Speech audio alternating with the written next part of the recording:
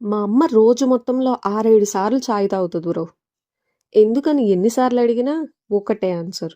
అలవాటైపోయిందని. సరే అని నేను కూడా ఒకసారి ట్రై చేశా. అంతే. మార్నింగ్ అలారం కన్నా ముందే మనకి గుర్తొచ్చేది బ్రష్ తర్వాత చాయ్. కాదు. ఫస్ట్ చాయ్, తర్వాత బ్రష్ కదా! ఓకే.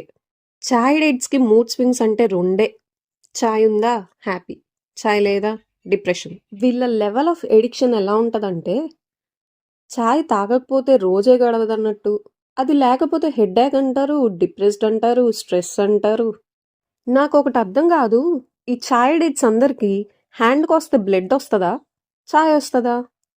ఆఫీస్‌లో వర్క్ ప్రెషర్ ఉంటే చాయ్, ఎగ్జామ్ ఫెయిల్ అయితే చాయ్, ఫ్రెండ్ గాడితో బయటికెళ్తే చాయ్, మీటింగ్స్‌లో చాయ్, చుట్టాలు ఇంటికొస్తే చాయ్, లోన్‌లీగా ఉంటే చాయ్, ఆఖరికి బ్రేకప్ అయినా సరే చాయే సొల్యూషన్.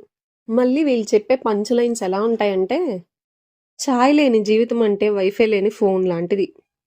చాయ్ అంటే డ్రింక్ కాదు మామ. చాయ్ అంటే ఒక ఎమోషన్. ఉఫ్!